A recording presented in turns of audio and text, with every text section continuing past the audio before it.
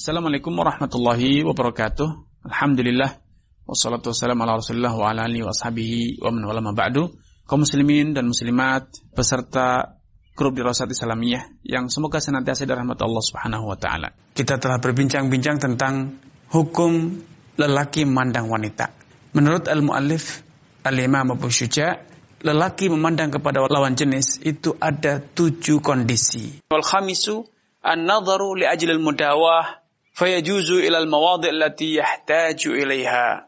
Yang kelima, kondisi kelima adalah Anda melihat wanita dalam rangka pengobatan, dalam rangka mengobatinya, atau bahkan bisa jadi dalam rangka menyelamatkannya dari bahaya, dari malapetaka.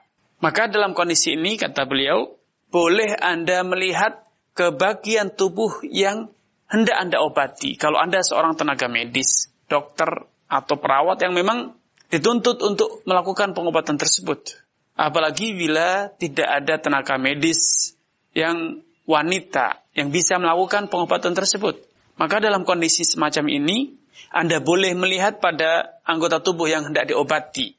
Namun bukan berarti Anda memanfaatkan kesempatan dalam kesempitan. Mumpung Anda mengobati, kemudian Anda melihat sesuka Anda, tidak.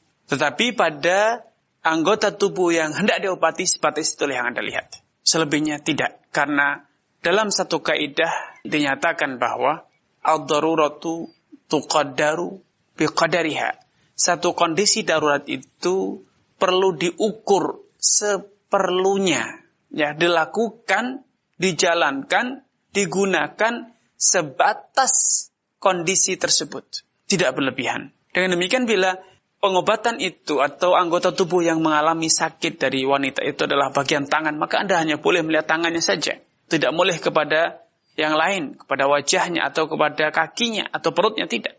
Demikian pula ketika yang sakit adalah punggungnya, maka yang Anda lihat hanya bagian punggungnya saja. Tidak boleh Anda melihat bagian yang lain karena ad-darurah tuqaddaru biqadariha. Kondisi darurat itu harus diukur seperlunya, tidak boleh berlebihan.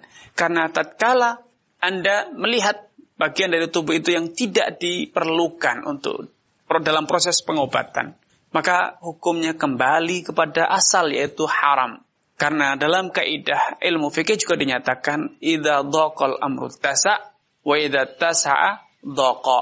Bila ada satu kondisi di mana Anda betul-betul emergensi, terdesak, terjepit, maka syariat Islam akan memberikan kelapangan kepada Anda.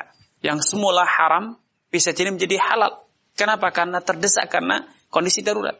Namun ketika kondisi itu telah kembali seperti sedia kala normal, ada kelapangan lagi, maka hukum-hukum itu kembali seperti sedia kala. Yang haram akan kembali menjadi haram, yang wajib akan kembali menjadi wajib.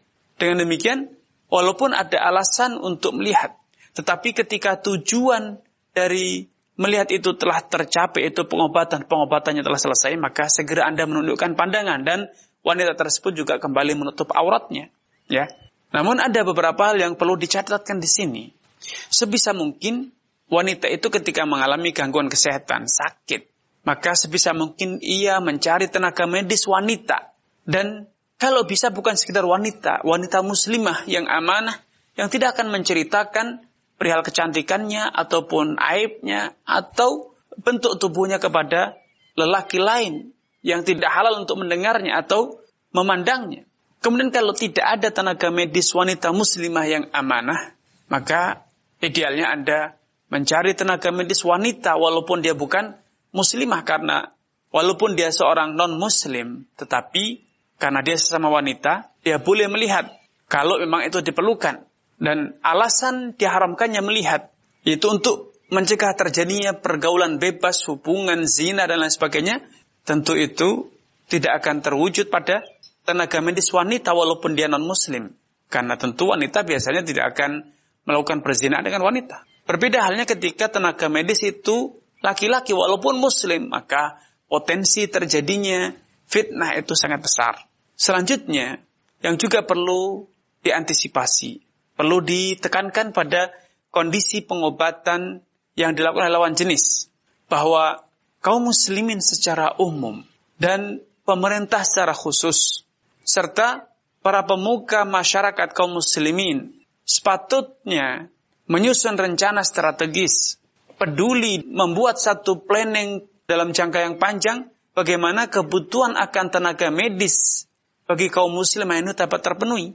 Sehingga misalnya pemerintah ataupun lembaga pendidikan muslim, para tokoh muslim, berusaha memfasilitasi saudari-saudari kita muslimah untuk bisa menempuh pendidikan kedokteran atau menjadi tenaga medis dan berupaya untuk mengkondisikan proses pendidikan di ilmu kesehatan itu baik sebagai perawat ataupun sebagai dokter, baik dokter umum ataupun spesialis, dikondisikan sedemikian rupa agar sesuai dengan tuntunan syariat, tidak bertentangan dengan hukum syariat. Dan selanjutnya berupaya untuk membuat klinik-klinik layanan kesehatan masyarakat yang mengakomodir, mempertimbangkan prinsip-prinsip syariat. Layanan medis untuk wanita khusus, ruang praktek untuk wanita, ruang praktek untuk pria yang berbeda tempat. Sehingga tidak terjadi ikhtilat, percampuran lawan jenis, antara lawan jenis di satu tempat, baik itu tempat praktek dokter, ataupun yang lainnya. Karena betapa banyak terjadi fitnah, terjadi perbuatan zina, berawal dari prosesi pengobatan. Dan menurut sebagian praktisi tenaga medis, baik dokter, terutama misalnya dokter gigi, dokter mata, dan yang lain, seringkali mereka mengeluhkan betapa sulitnya menjaga keimanan di saat membuka praktek layanan kesehatan. Ketika seorang tenaga medis, dokter gigi, mengobati gigi seorang wanita, apalagi yang masih muda belia, cantik jelita. Demikian pula ketika seorang tenaga medis yang sedang mengobati mata seorang wanita yang belia, yang cantik jelita, tentu ini menjadi satu dilema tersendiri. Ketika dia melayani, padahal itu lawan jenis, cantik jelita, di tempat yang tertutup, dan dalam waktu yang cukup lama, apalagi dokter gigi misalnya, seringkali perawatan gigi ataupun pengobatan gigi membutuhkan waktu yang tidak pendek, lama. Sehingga terjadi kontak mata, terjadi tatap muka yang sangat dekat sekali, sehingga ini sangat berpotensi menimbulkan fitnah yang luar biasa.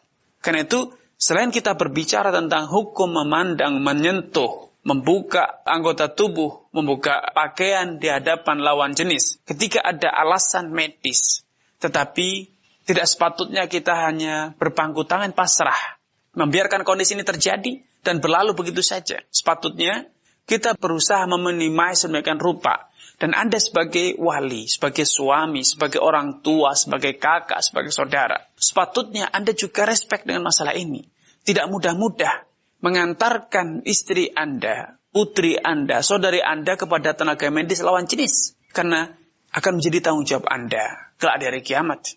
Ketika Anda tidak memiliki rasa cemburu, atau rasa cemburu Anda menjadi hilang, atau Anda korbankan hanya gara-gara faktor apa? Sakit. Hanya faktor gara-gara mungkin tenaga medis wanita mungkin jaraknya agak jauh, walaupun itu masih terjangkau. Tapi Anda tidak ingin repot. Anda ceroboh, meremehkan masalah ini sehingga sakit, tidak apa-apa untuk pengobatan. Padahal di tempat yang tidak terlalu jauh, ada tenaga medis lain yang sejenis wanita muslimah misalnya. Atau hanya karena isu yang dikembangkan di masyarakat bahwa konon tenaga medis laki-laki terutama yang berkaitan dengan kandungan misalnya, lebih handal dibanding dokter kandungan wanita. Katanya seperti itu, isunya yang dikembangkan demikian. Padahal bisa jadi tidaklah demikian. Atau karena tenaga medis wanita tersebut mungkin biayanya lebih mahal dibanding yang laki-laki. Maka Anda sebagai seorang muslim, seorang suami, seorang ayah, seorang kakak, seorang paman, seorang anak, tidak sepatutnya Anda meremehkan hal ini hanya gara-gara faktor mungkin beda biaya yang tidak terlalu jauh, masih terjangkau oleh Anda.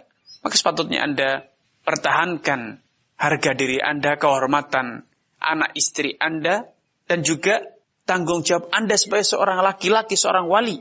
Karena Rasulullah SAW telah memberikan ancaman yang berat kepada suami-suami atau orang tua ataupun wali-wali yang membiarkan terjadi perbuatan mungkar, membiarkan merestui adanya langkah-langkah terjadinya perbuatan zina, membuka aurat, berinteraksi dengan lawan jenis, apalagi sampai pada level misalnya berinteraksi yang sangat dekat seperti yang saya gambarkan pada kasus dokter gigi misalnya. Rasulullah Shallallahu Alaihi Wasallam telah memberikan ancaman yang sangat keras kepada lelaki, baik itu suami, ayah, atau saudara yang membiarkan terjadinya perbuatan maksiat, terjadinya satu langkah demi langkah terjadinya perbuatan zina yang akan menjerumuskan istri atau anak gadis ataupun saudari Anda ke dalam perbuatan zina. Salah satunya adalah ketika menjalani pengobatan dengan tenaga medis yang non-mahram. Apalagi dia masih muda.